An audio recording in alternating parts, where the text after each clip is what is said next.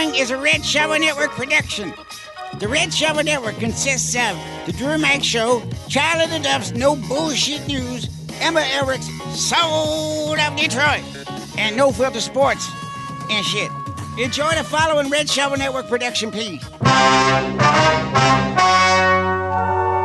Ladies and gentlemen, the story you are about to hear is true. The names have been changed to protect the innocent.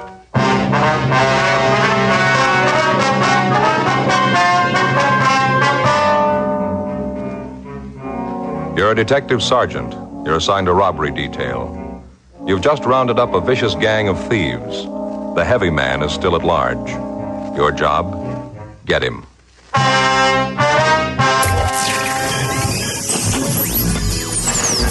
You asked interrogative questions. Get your finger out of my face. Get your finger out of my face. Take the first shot, then, if you want to, Get your finger out of my face. It's gone. What are you doing? That is not paid for by them. That is paid for by the people of Detroit. Let me tell you something. You want to go right now? Okay? You want to go right now, Elric? We got the heavy man. It's your old pal ML Elric here with the Soul of Detroit. Taking a quick little departure from my, I don't know, I guess you'd call it a career. It's an investigative reporter at Fox 2 Detroit. Former investigative reporter at the Detroit Free Press, and who knows what's next, possibly picking up cans on the side of the highway. In the meantime, I'm whiling away the time with Mark Fellhauer and Shawn Windsor, who's in studio this week. I was hoping to see you in a white tuxedo again today. The last time I saw you a few weeks ago, you were dapper. Well, now you're back to your usual I self. dressed. Last night I was playing soccer at Fort Wayne in the Detroit City Football League, and there was a downpour like you couldn't believe, and it was very interesting to see all the teams that wear white jerseys running into the bar because we're supposed to have a post-match bar call every week, and I was wondering whether it was going to turn into a wet T-shirt contest, but I think people were appropriately attired, and so unfortunately it was very appropriate. I'm on vacation next week. But before I go, I'm headed to Chicago tomorrow for the Big Ten Football Media Days. Oh, wow. There you go, Mark. Do you expect to get a lot out of Media Days? Not really. A good lunch. Although last year there was a lot out of the Media Days with Urban Meyer really getting busted about what he did know and did not know about exactly. Ryan Smith. Assistant coach, yeah. That was the big story last year. Mm-hmm. Grandson of Earl Bruce, right? Right, yeah, exactly. This one will be, can Michigan finally do it? Is this the year? Let me save you a trip. The answer is no. Yeah, sorry. Let's just let that one hang out there. Okay, say what you want. It's like a tuning fork. When the truth is struck, it just kind of boom. Did you hear Mark, by the way, say what you want? There's a quiet confidence.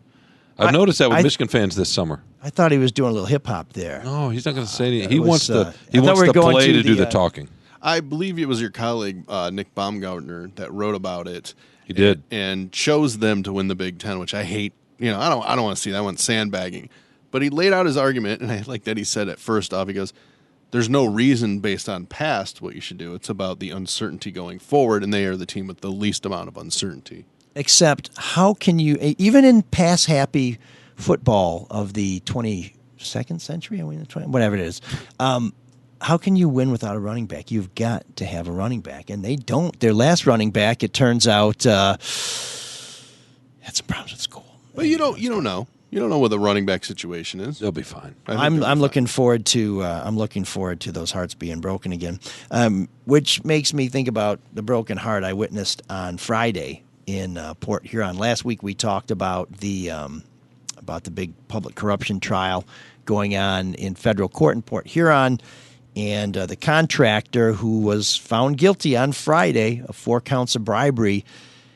When you see these guys in court, it's amazing. They tend to be, for the most part, very friendly in court. You know, you're there to cover the worst thing that's ever happened to them in their life, other than maybe the death of a child or being a Michigan season ticket holder or something like that.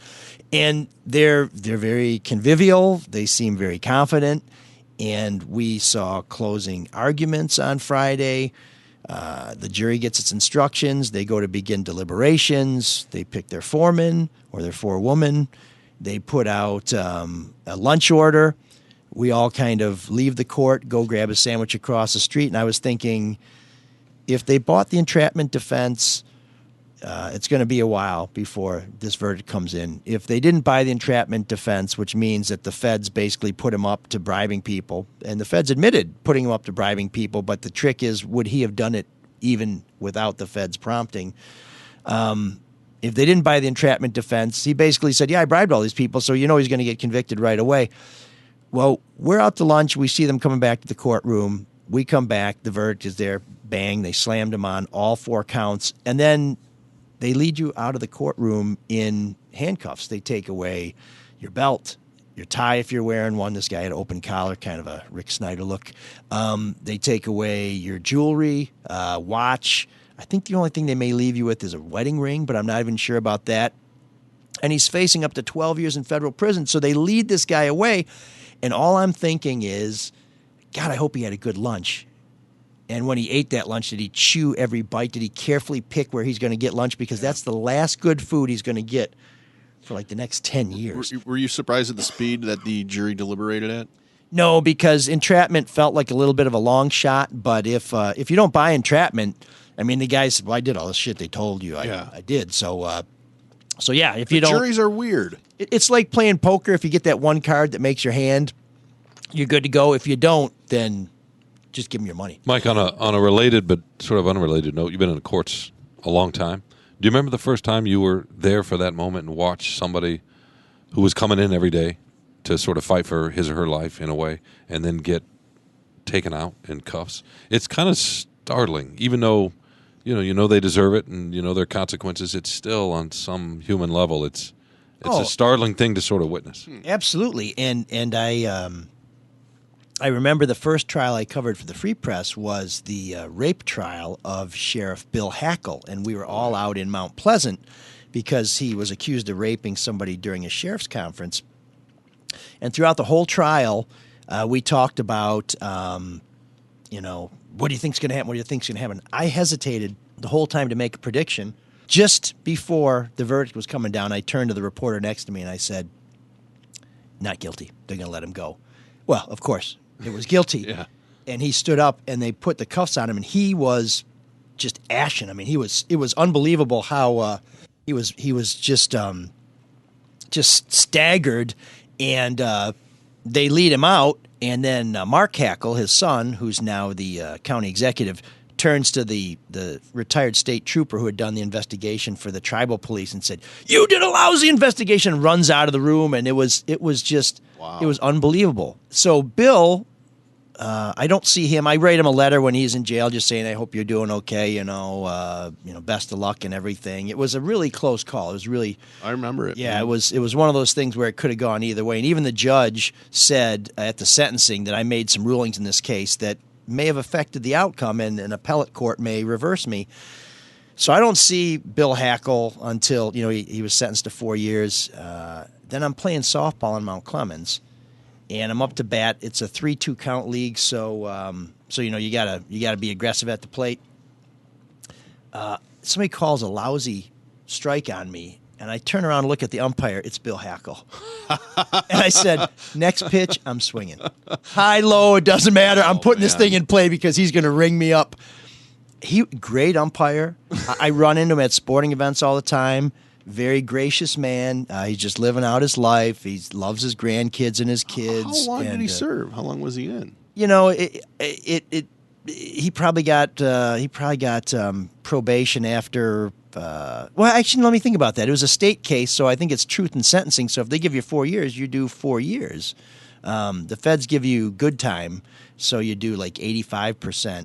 But it's just interesting to see how that arc. Yeah. Comes, you see the lowest point, and then he kind of gets out, and it's a horrible disgrace. You're law enforcement, you're convicted of breaking the law, but a heinous crime like rape, and then you have to put it together, and very strange. But yeah, that is a moment where you almost are staggered in some cases by the grace of people who have just been found guilty of being horrible people. No, you're absolutely right. That's what I kind of remember about it the first few times I witnessed that. Because like I said, you know they need to pay the consequences. You understand that part of it and the bargain that we have in society. But at the same time, just watching somebody's life change that radically in that moment. I've never experienced that, but I feel like there's part of me that would be like, this is his fault, though. Whomever it is. Well, of course. Of course. Yeah, Yeah, I don't know. It's hard to find a lot of sympathy when someone screws up. Oh, yeah, but It's not really sympathy. It's at the just, same time, you're not jumping up and saying, free this man! No, exactly. It's Right, like, yeah. No, it's not sympathy. It's just to see that moment up close. Yeah. yeah. Well, it's sort of the bearing of the soul. It is. I mean, and these guys must feel that they're going to get away with it because he turned down a pretty sweet plea deal, and he came back into court looking like, I'm going to go home and sleep in my own bed tonight. It's like, no, you're not. And it's not going to be a very nice mattress. Well, we're They getting never off. thought they were going to get caught. We caught them.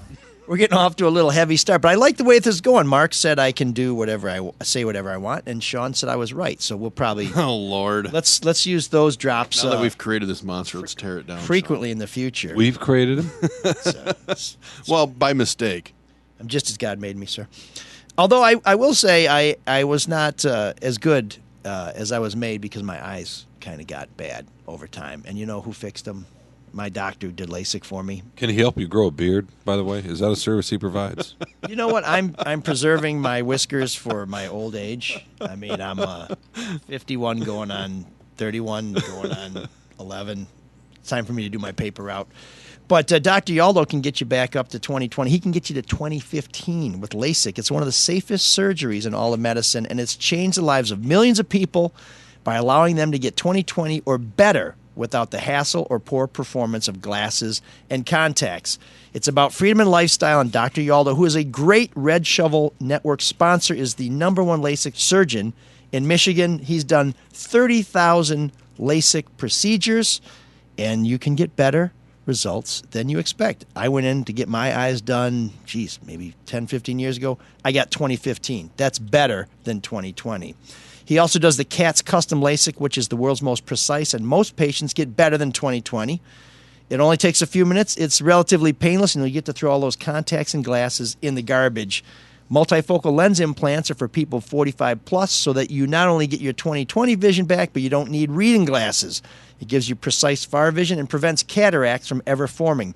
You got nothing to lose by seeing Dr. Yaldo for a free evaluation. Maybe you just want to get your eyes checked. Maybe you just want to get some glasses. Maybe you want to get some sunglasses.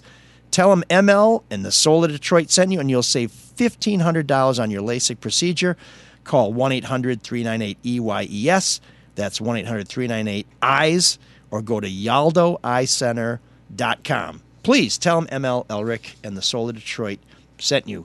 You know, we really need these sponsors to hear from you. In fact, just call up and just say, is your fridge running? And then before you hang up, say, I wanted you to prank call ML called you. Well, we're just trying to get the phones ringing here, because without them, this show doesn't go anywhere. Because hey, listen, we're pretty open-minded and we enjoy doing this, but nobody wants to work for free, and it costs some money to put this thing on the air. We are heavily subsidized by the Red Shovel Network, and our sponsors are the ones who make it possible.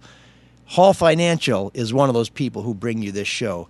I can't emphasize enough how important people like David Hall are to our survival. He took a chance on this new form of media, and I think it's going pretty well for both of us. If you want to refinance your home with Hall Financial like I did, they would love to save you money. You can email David at dhall@hallfg.com or call Hall Financial at 248-308-5000.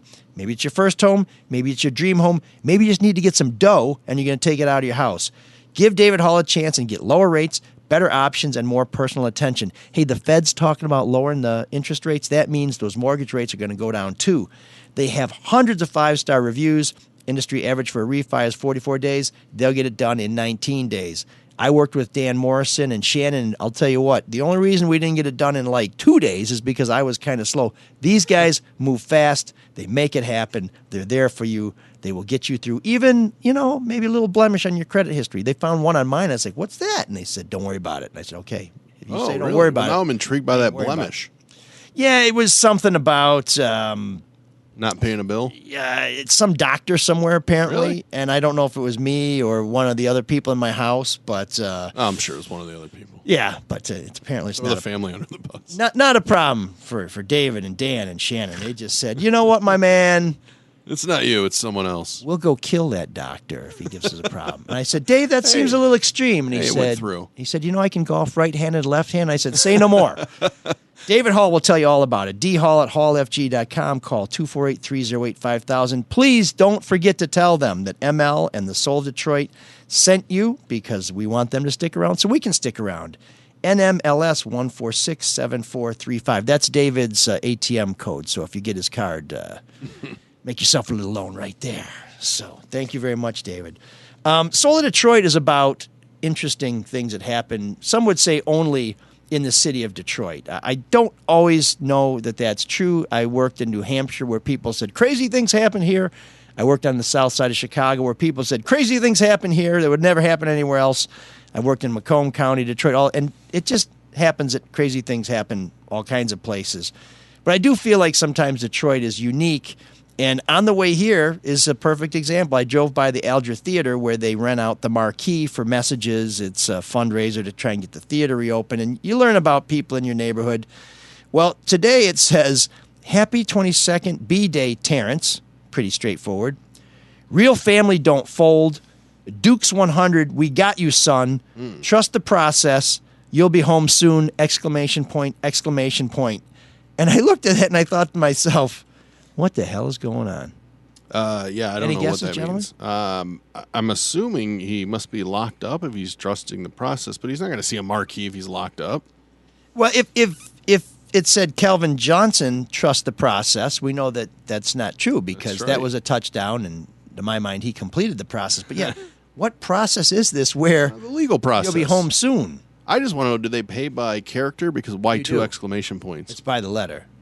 So they must exclamation points are added value?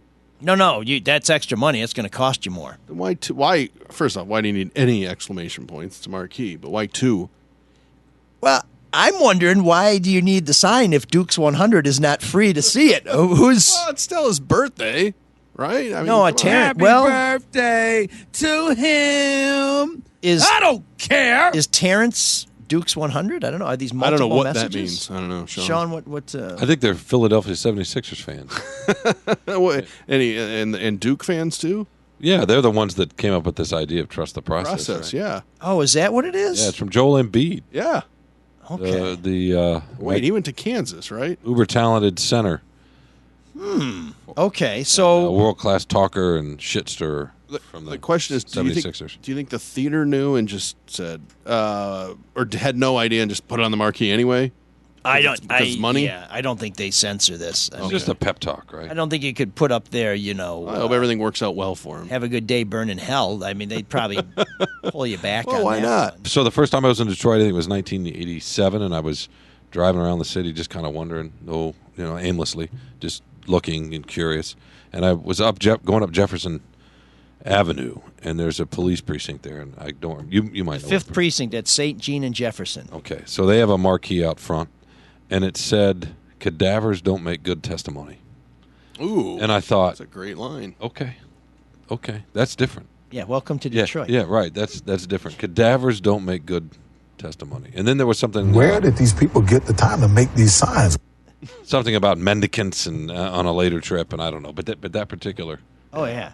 Now I have a book proposal that I've been trying to push. My last King of Detroit book proposal came close, didn't quite get sold. So I got a more personal proposal, and the title is Detroit, where the weak get killed and eaten, because that sort of gets to the cadavers don't make good testimony. Because this city, when you get here, you get this sense that fate can be sudden and can be somewhat unforgiving. And that reminds me of my first live shot at Channel 4 back in 2006. They sent me out. They must have really been hurting to send me out on this. There was a story about a guy went to go see a baby mom on the east side, shot the baby, ran to the Detroit River, was going to jump in. On his way to the Detroit River, he ran by another baby mama's house to let her know how upset he was because the police were after him. That's why he was upset? Yeah, she comes down with him to the Detroit River, I believe. And then his third baby mama shows up after he jumps in the river. The family is hanging around all day waiting for him to bob up, I guess, or for them to find him. And I kind of am working the scene a little bit and get what I think is a name for this guy. And all I have is his street name. And I think it was like 8 Ball or something like that. So I'm talking to the family. We're out there. It's hot as hell. We're kind of getting to know each other a little bit.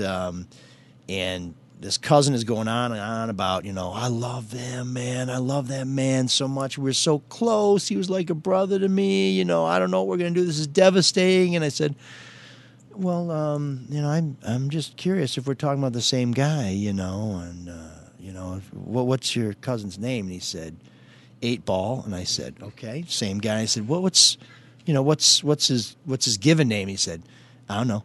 What? You know this guy like a brother, but you only know him as 8 Ball? Well, that reminds me of the guy when I lived in Champaign, Illinois, and I was 19, and a friend of mine used to buy weed from his friend? A friend. Is that the same friend who gets you Viagra? This guy, and he just everybody knew him just as Chocolate Chip. That was it. Hey, but I'm sure his cousins knew his name. You want an 8th? Yeah, go call Chocolate Chip.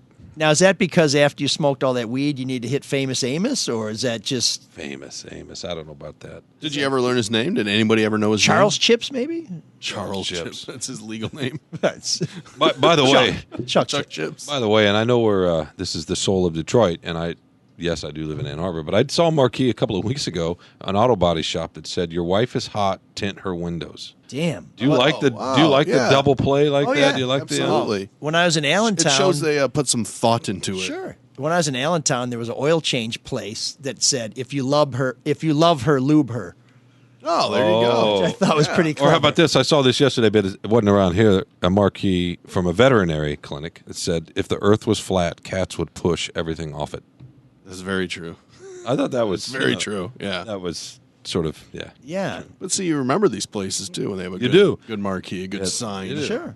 Yeah. So although based on a lot of the emails and texts I get after I do a story, there are a lot of people out there who believe that the world is flat. That's actually true, and more true now. You hear more people saying that now. Kyrie Irving. Yeah, exactly. Oh, yeah. There's a lot of people. I mean, I don't know. I think he was a little bit in jest, but that kind of brought a lot of people out of the woodwork to say, no, it's flat. There's no proof. It's the same with the moon and Steph Curry joking about how we never landed on the moon. That's out there. What is it with the... Yeah, but that got him a trip to NASA, so that's pretty cool. It did, but what is it with... It's okay not to believe in science anymore?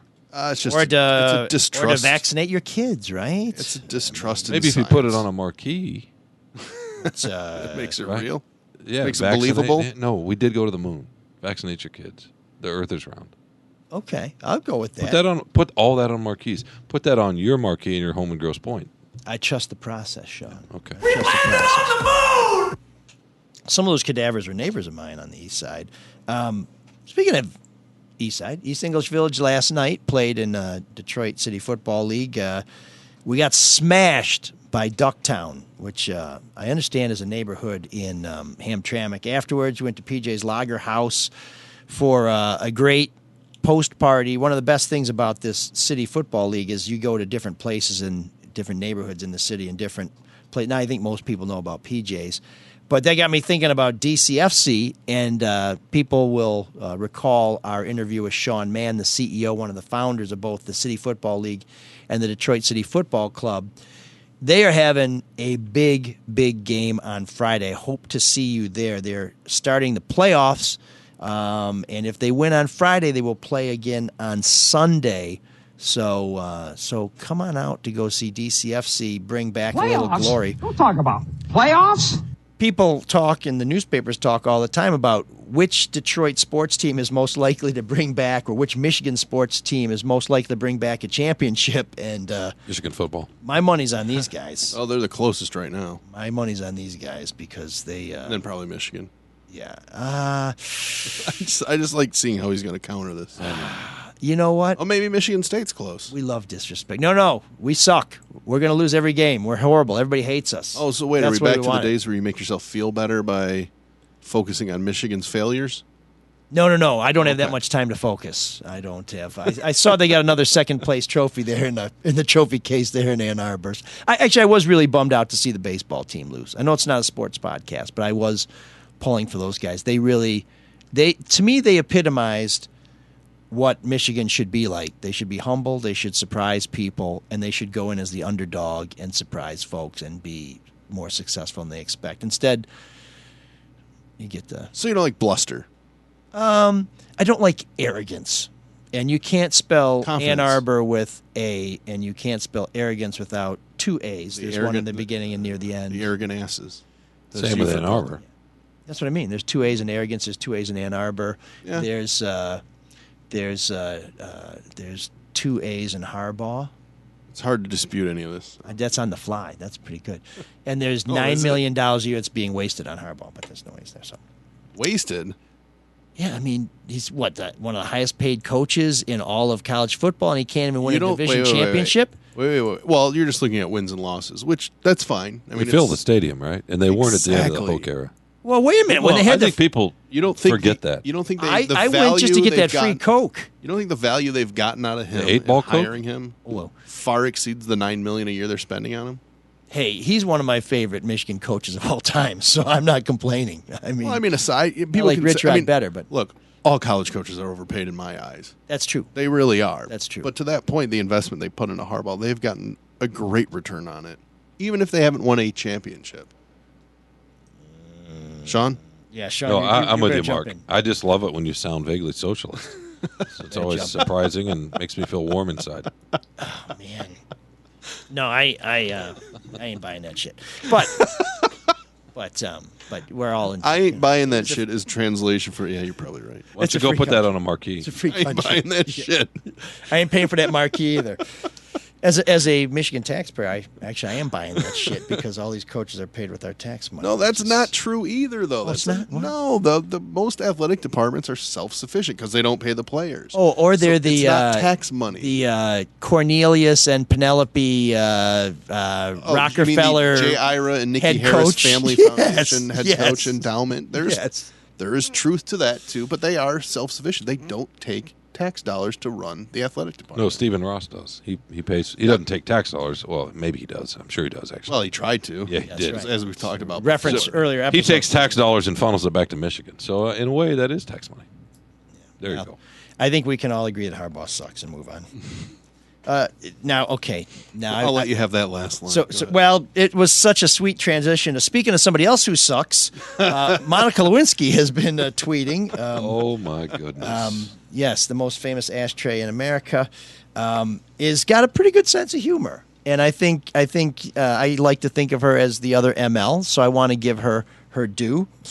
She was on.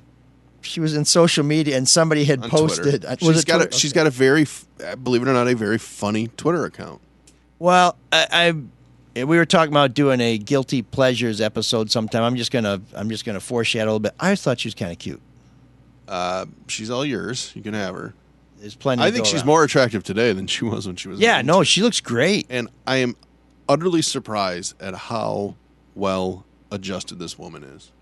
She has talked a lot about being bullied, and she certainly was the target of a lot of scorn from a lot of people who I think she thought were her friends. So yes, she has come through the crucible as is- well as can be expected. For my lifetime, it is the biggest scandal.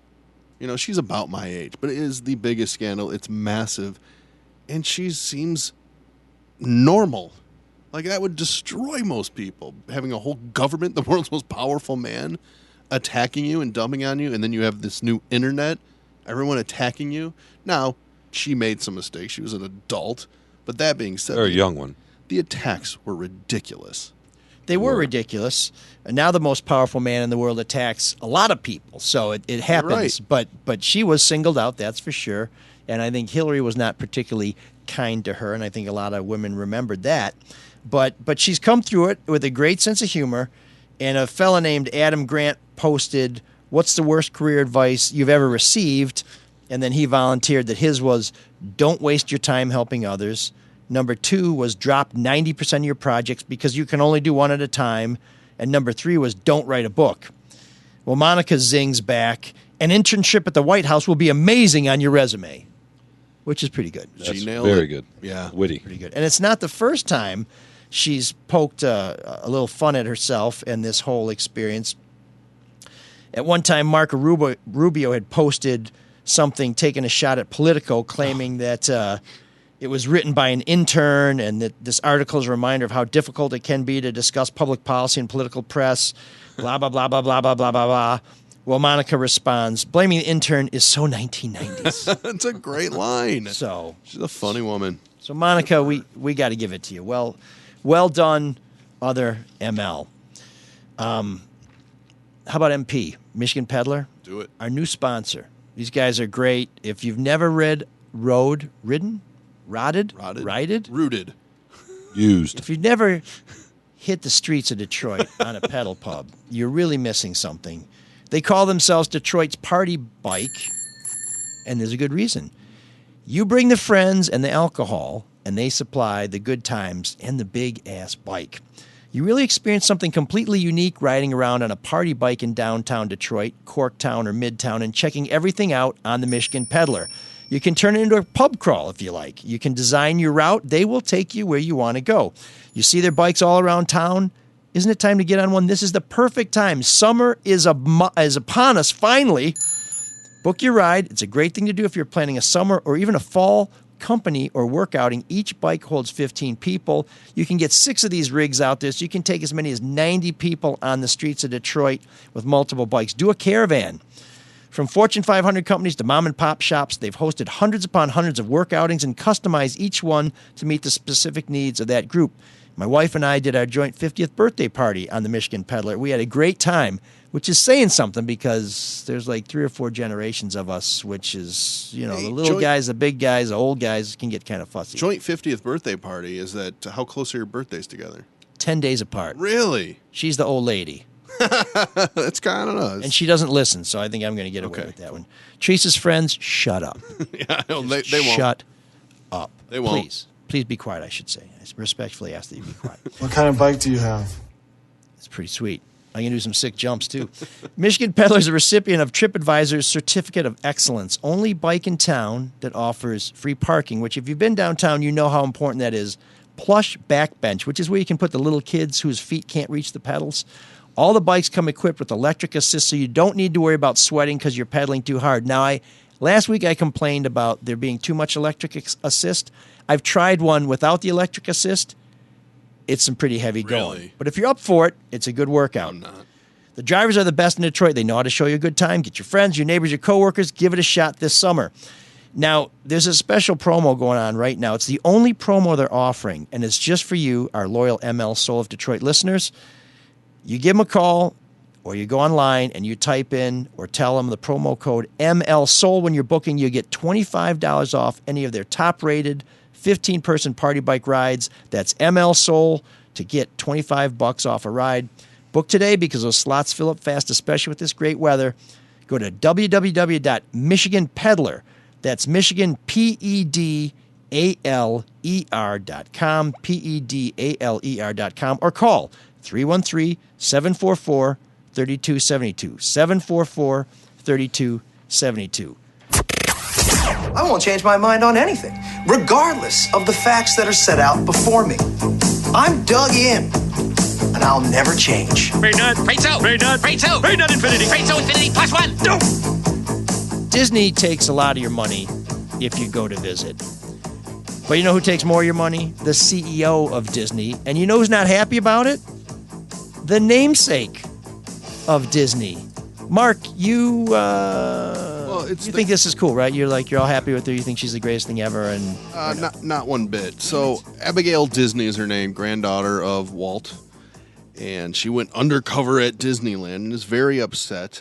And she, of course, I think she put it out on Facebook or Yahoo because she did not like the way the workers were being treated. Which, first off, didn't we kind of know that Disneyland workers might not be the highest on the wage scale? Well, they froze her grandpa's head. That's no way to treat people who contribute to the industry.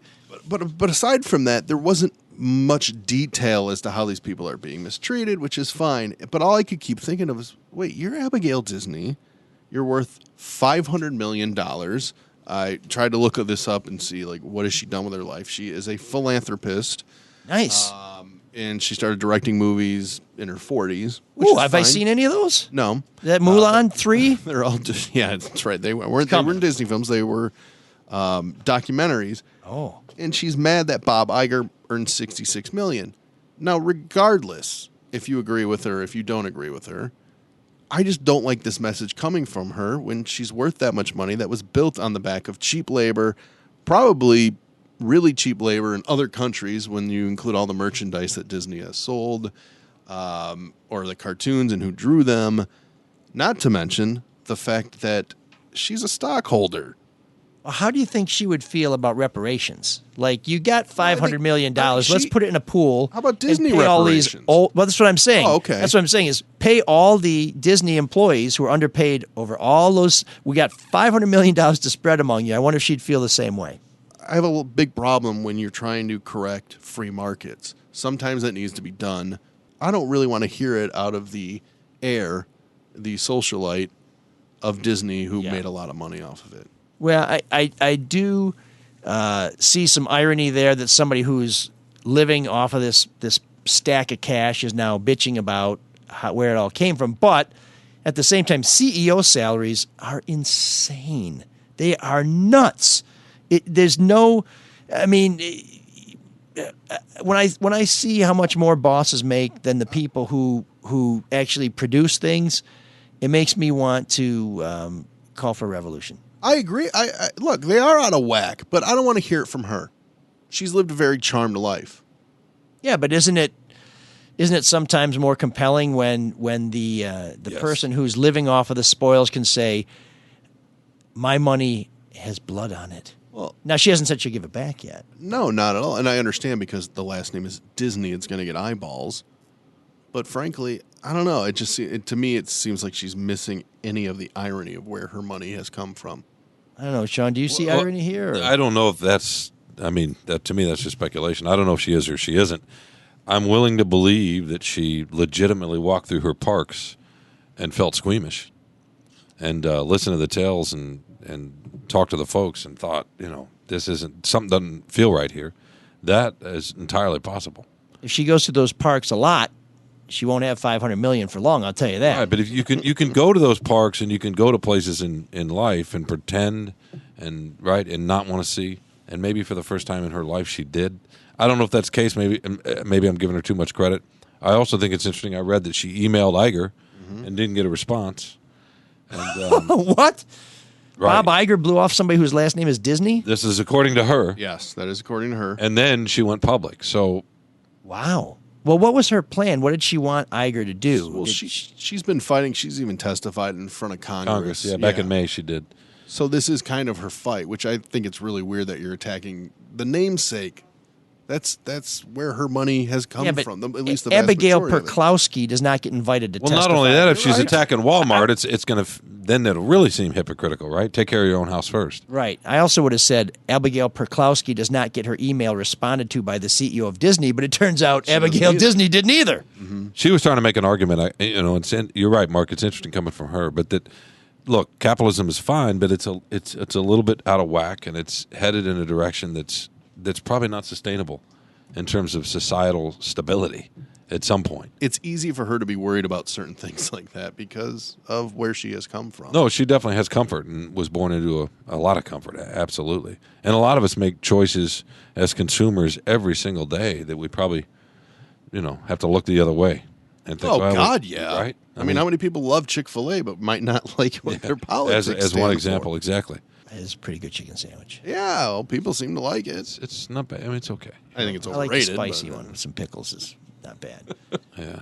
And look, and you can but they treat their workers pretty well. Actually, they have a lot of. You ever go to Chick-fil-A? It's like you can't sit down for more than a second without somebody offering you a free drink or clearing something from your table. They're not an advertiser. Is anybody really surprised that? Beep Disney, that out. This is no shout outs. Is anybody surprised Disney might not treat their employees the best way? Is that really a shock to people? Or any business that operates like that, right? Like Facebook. People are shocked that Facebook takes people's data and sells it and is a lot shady about it. Like they're a majorly publicly traded corporation. Disney is a weird place, man. You know, you've got people, adults, waiting in line to get autographs from actors who are pretending to be Robin Hood or whatever, and then you've got crazy princesses hanging out all over the place. We took our daughter to Disney for her 5th birthday because we were in Anaheim for a union meeting, and the only way I was able to get through the day, because places like that drive me crazy, is it was Bat Day. Have you ever heard of Bat Day? No. That's the day when all the goths go to Disneyland. Oh, fun. So we're standing there. There are people dressed up like Dracula. There are people with little goth babies, and they're wearing silk top hats. At least capes, that's interesting. And they have fangs. People That's actually fun. have fangs. They have their orthodontia altered so they have fangs. And so I'm on the flume ride with my kids, and then there's, Count Chocula over there with whoever, and it was pretty wild. So not real goths, so not nihilist goths. No, well, I mean, More like Comic-Con. Yes. well, we don't. I mean, when you have your Cosplay. when you have your teeth altered, that's a commitment. Okay, a little bit of cosplay. But yeah, What it really says is that everybody loves Disney except for Abigail Disney. But she sure likes that money. Oh man, the geeks have inherited the earth. Did I do that? What a dork. Does him wanting to play with us again mean that he's turning into a geek? Or we're turning into cool guys? So every year, I throw a backyard beer party. I know it's been 17 years because the first one was in 2002. And the way I know the first one was in 2002 is because we were just kind of a little backyard gathering, and I invited, because at that time we were still on good terms, Mayor Kwame Kilpatrick to come out to the east side and attend a backyard beer party. Very casual, all off the record, everything like that. And he was going to come out, but then at the last minute he got tickets to a Winans concert, and so we went to go see the Winans instead. So anyways, we've been doing this since 2002. A poor choice. And we provide... the first in a long line of poor choices. Yes. And actually, it probably wasn't the first. And since it's Kwame Kilpatrick, maybe he didn't get tickets to a Winans concert. Who knows what the hell was going on. But we provide the beer, we provide the food, and for the last 10 years or so, we've had a band play. And I'll bring the cookies. and it's usually the Smiths United. We're a great Smiths cover band, and they also have some other new wave acts that they are involved in and represent. And it's it's a fun time. And it's, the deal is don't bring anything. We supply it all. We have all the kind of beer your dad or your grandpa or your strange auntie who played softball would keep in the fridge in the basement or in the garage.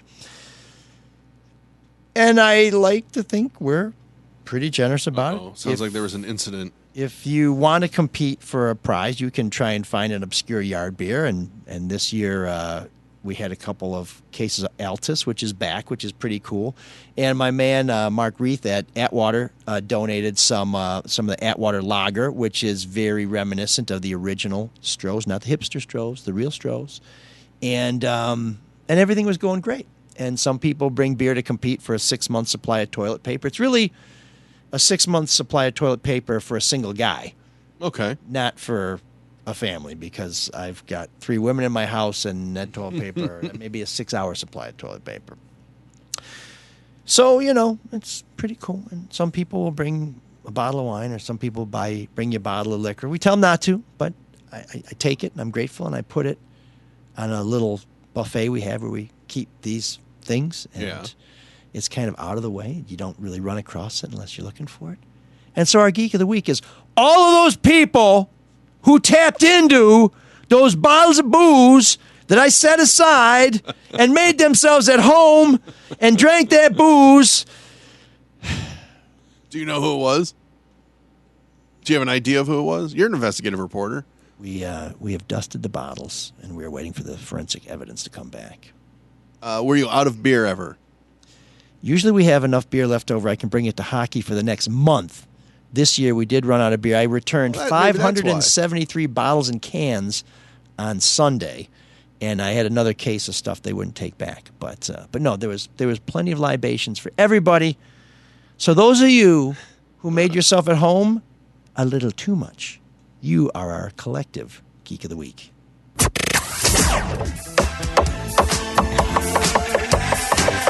Hey, again. There's an all-night party.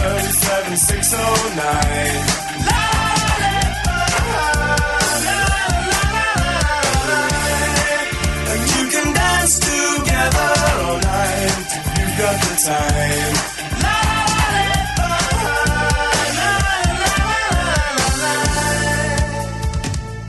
We had some pretty good nominations for Room 7609 this week, including, amazingly, Alice Cooper, and we may yet get to that. But I wanted to pick a artist to show some sympathy, some support, some condolences, some respect for Drew Wave, our host here at the Red Shovel Network. Drew Lane, if you hadn't heard, lost his mother at 98. He had been a very attentive son, a caretaker, and just in general, I think, a rock for his mother.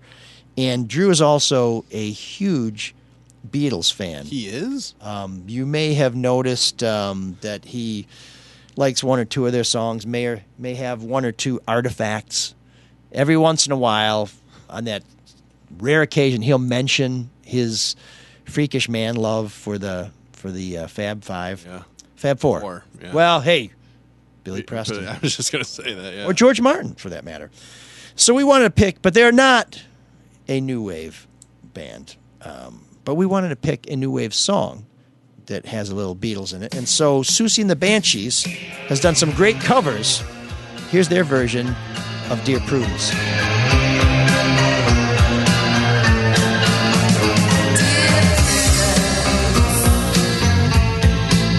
Want to come out to play?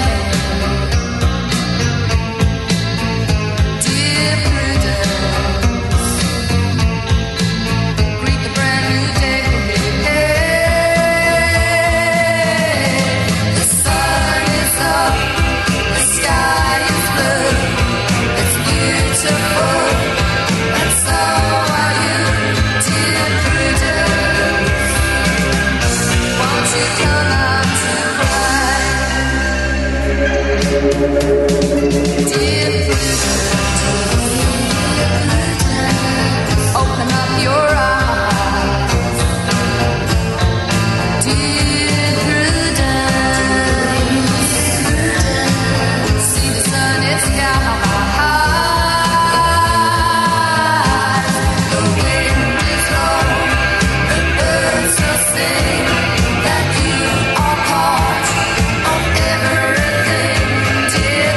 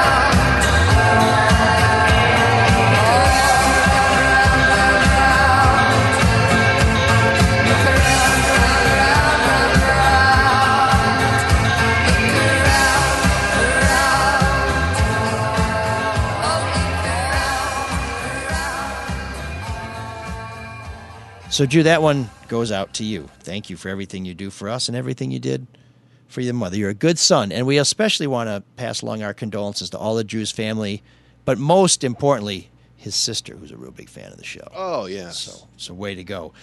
Susie is an interesting character, as you may have noticed if you've ever seen her. Sort of a striking figure. The cat eye, mascara, sort of a grand dame of the goth, new wave punk scene. Her dad was a bacteriologist who milked venom from snakes. So you kind of wonder, how do you end up as Susie Sue? That may be one reason. But she's done lots of great covers. One of my favorites is The Passenger, the Iggy Pop tune that she does, which is tremendous. God, that's a great song. And one of my favorite new wave artists of all time played guitar with her for quite a while, Robert Smith of The Cure, who when they started The Cure, they were just kind of fooling around, and so he would tour with Susie and the Banshees. And then The Cure started to pick up some momentum, and he thought, it's much more fun to be fronting my own band than to tour with Susie. And so The Cure became his primary focus. And the interesting thing is he is playing guitar on Dear Prudence because the original guitarist, John, I don't even know how to pronounce his name, left the band. Severin? Or Migokic? No. I don't know. I'm not even going to try it, even though I just did. Was, I guess, an alcoholic, and he left the band. So Robert stepped in for a few recordings, and this was one of them. Wow. Well, and it sounds very different from any of the Smiths' music, but at the same time, they're trying to capture the Beatles. So yeah, no, they were like that. That was good. So Susie Sue, and not her real name, by the way. That's her stage name. Believe that or not. Is she at least a Sue? Do you want to know her real name, or will that please. kill it for you? No. I read it, but I don't remember it. I mean, she's just always Susie to me. Susan Janet Ballion. Okay. And there's also a great reference to Susie Sue and the Dead Milkmen, another great American new wave band's Punk Rock Girl. Oh, yeah. God, it's a great song. It's a terrific song. Your store could use some fixing. Yeah. You don't got no Mojo Nixon. That's what happens. That's their renovation plan. So Room 7609, we are always looking for your nominations for Room 7609. Also for Geek of the Week and Great Debate. Don't be shy, people. Reach out to us at mlsoulofdetroit@gmail.com. That's what Andrew did. He said, guys, I love the show. When I first started listening and heard your new wave segment, Room 769, it made me think of a song I really liked but could only remember the melody and scenes from the music video. Remember those? I do. Whatever happened to MTV? They're all on YouTube now. Yeah, I really liked MTV when it wasn't just slutty teenagers and old rock stars banging freaks. But I digress. After several hours of searching Google, YouTube, I uncovered it. It was the Plimsouls, another U.S. new wave band, Million Miles Away. Fantastic song, also a favorite band of Drew Wave, and it was featured in the movie Valley Girl, which had a killer soundtrack. I think they also had some Green Day, didn't? Or no, that was Valley Girl. No, that was the John Cusack movie we were talking about. So we had last week we had Green Thoughts. I'm thinking the Smithereens. Oh, okay, yeah. See how my mind works and doesn't work. It's the end of the show. Anyways, Andrew says, keep up the good work, fellas. You make me look forward to Thursday. Thank you, Andrew. He's now from Rockford, formerly of Southgate, if that matters. That reminds me, too, if you like 7609, there's a whole playlist of every single song. Oh, Spotify. On Spotify. Just go there, search ML Solo Detroit, or search, I think if you just search Room 7609, you can see the whole playlist, and we'll update them. Yeah, so that is an organic thing. It's going to keep growing. Marnie writes in, hey, ML, excellent show. Love the new wave segment. Big fan of The Cure and The Outfield. I love The Cure. The Outfield, I'm going to have to think about that.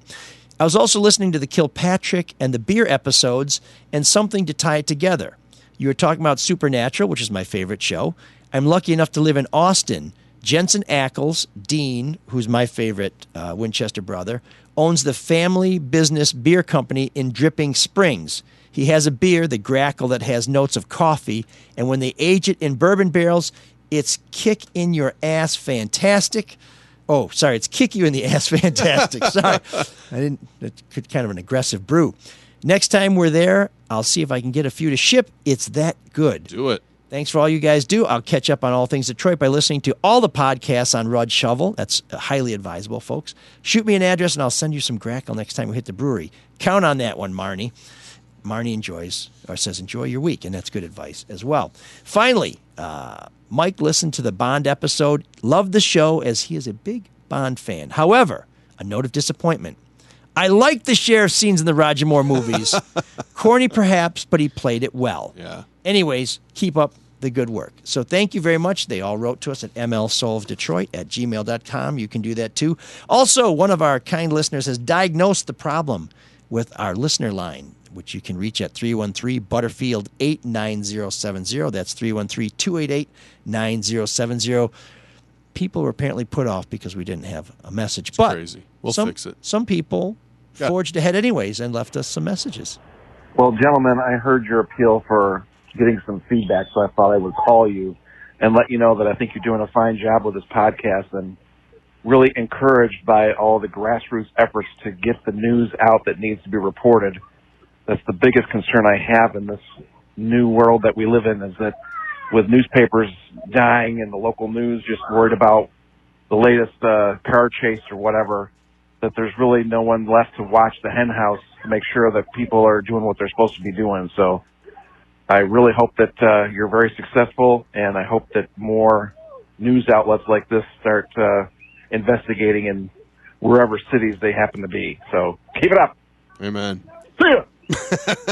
Hey, we appreciate it. And the key to our success is a simple one. It's you. If you stop listening, if you stop caring, we go away. So please let our sponsors know. Tell Dr. Yaldo, tell David Hall, tell the Michigan Peddler you heard about them on the Soul of Detroit. You can donate too. You can go to our website, mlsoulofdetroit.com.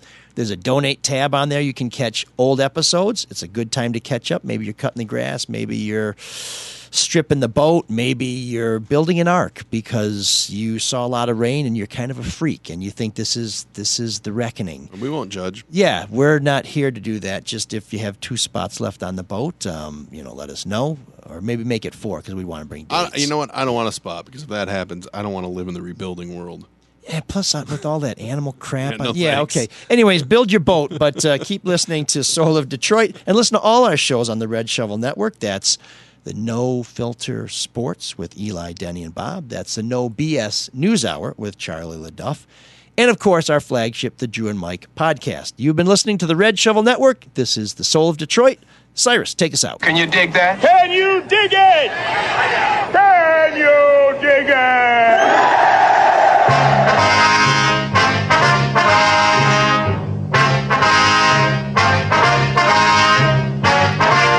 You have just heard Dragnet, a series of authentic cases from official files. Technical advice comes from the office of Drew Lane, Red Shovel Network. Technical advisors M.L. Elric, Mark Fellhauer, and Shawn Windsor. Heard tonight were Herb Ellis, June Whitley, Jack Crucian. Script by John Robinson. Music by Walter Schumann. Hal Gibney speaking.